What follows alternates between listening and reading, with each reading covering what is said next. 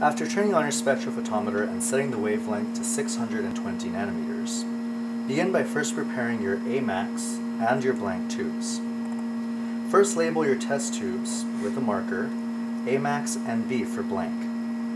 We're going to add 3 mL of nanopure to each one of these test tubes by using a P1000 pipette with its corresponding tip.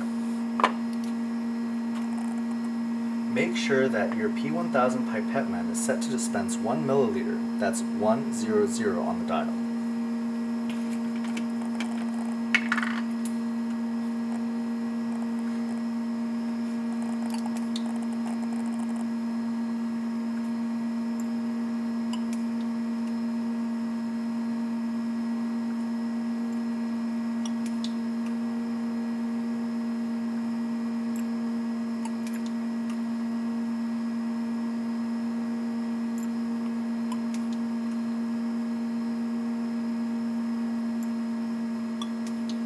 To your blank tube, add 2 more milliliters of nanopure water.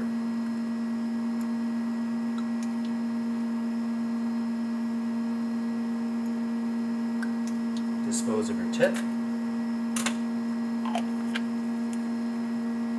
Now we're going to add 1 milliliter of our stop iodine solution that contains hydrochloric acid.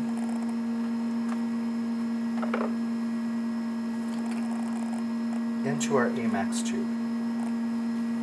Your Amylase tube contains everything except your enzyme.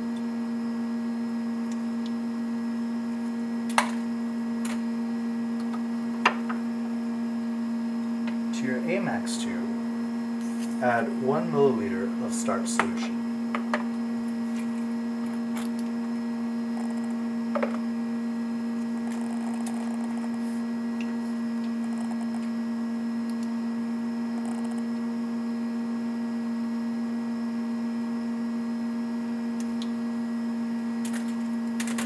Your Amylase tube should turn a very wonderful blue. We're going to cap these guys off with parafilm, mix them, and take our readings.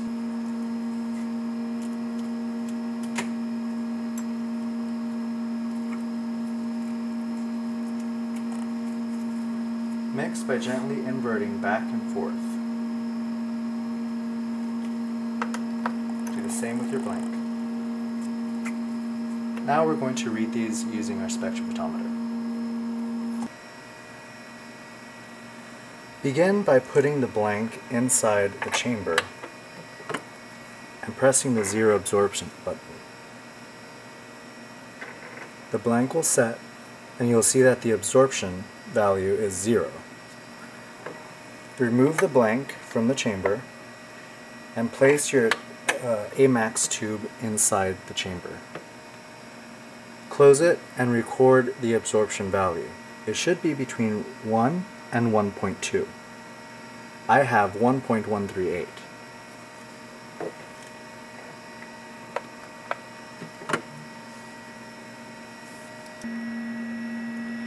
We're now going to determine what the optimal volume for conducting our experiment will be. First label 3 test tubes, 1, 2, 3. We're going to add 10 microliters of our GA sample into tube 1, 50 microliters into tube 2, and 200 microliters into tube 3. We'll begin by adding 10 microliters of our incubation medium, that's of GA, into test tube 1. I'm going to be using my P20, and that's going to be 100 on the dial. Make sure you're not getting any air bubbles when you're aspirating. The next thing I'm going to do is add 50 microliters using my P200, my P200 into test tube 2.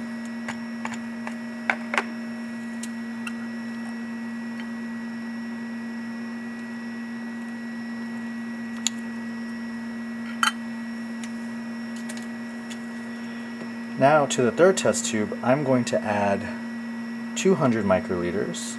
So I'm going to change the volume on my pipette man so that it reads 200 on the dial.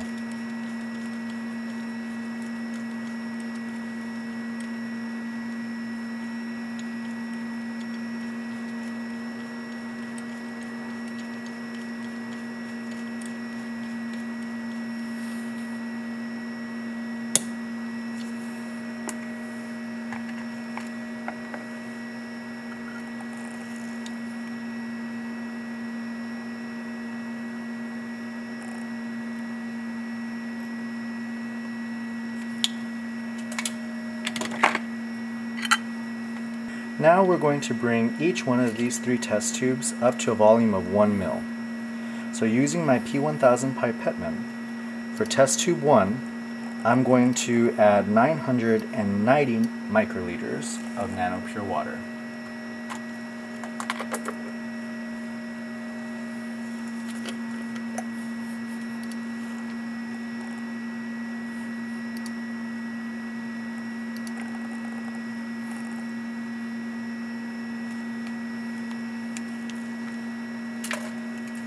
Test tube 2, which has 50 microliters of inoculation medium, I'm going to add 950 microliters of nanopure water.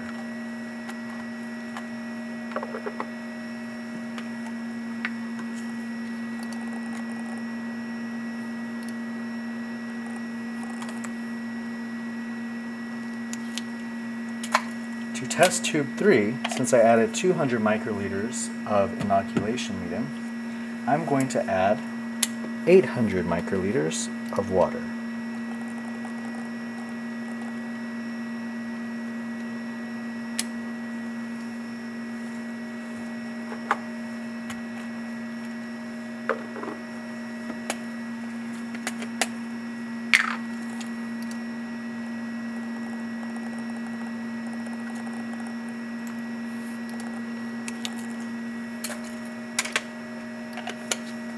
We now have 3 test tubes, each filled to the 1 milliliter mark with 10 microliters of inoculation medium of GA, 50 microliters of GA, and 200 microliters of GA.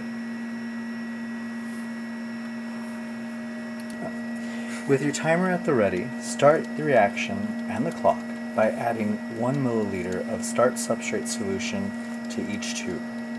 You will do so by using your P1000 and make sure that you have the dial set correctly.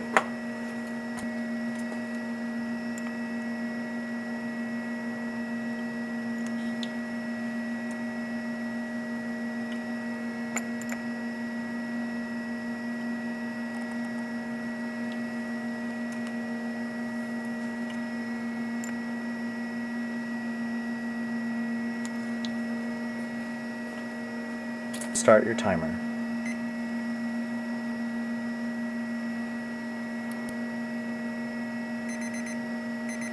Once the timer goes off, you're going to stop the reaction by adding 1 milliliter of stop iodine solution to test tube 1, another to test tube 2, and 1 more ml to test tube 3.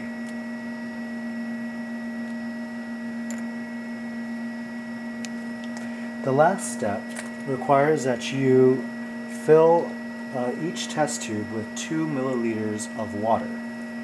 That's the nanopure bottle at your station. Switch out your test tube tip from your P1000 and add 2 milliliters of water to each tube.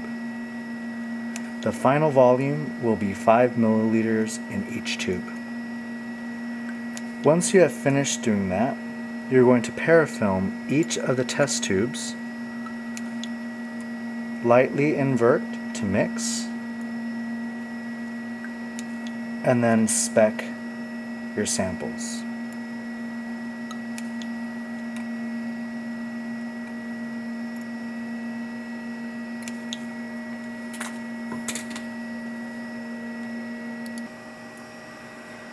Now we're ready to spec our samples.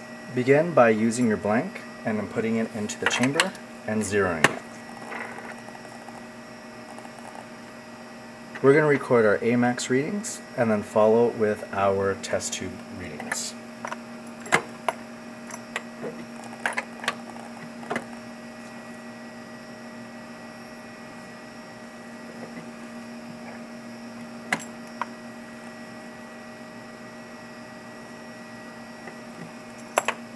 Share your blank within between samples.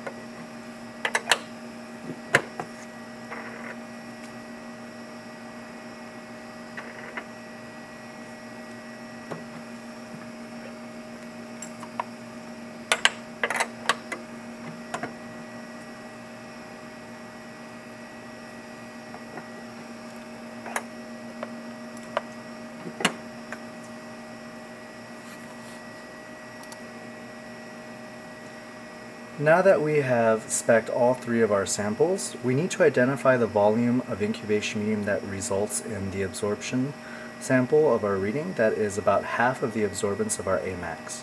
Remember, our Amax was about 1.132. So according to my results, my best bet would be sample 2. Right? Note at this part, you might need to stop and add starch agar to your electrophoresis experiment at this point. Just make sure that you return to the spectrophotometric assay while that is still incubating. Now you're ready to assay the rest of your remaining samples, from your no hormone sample to your ABA sample, and lastly your GA and your ABA sample. Make sure to record all your results in your lab notebook as appropriate.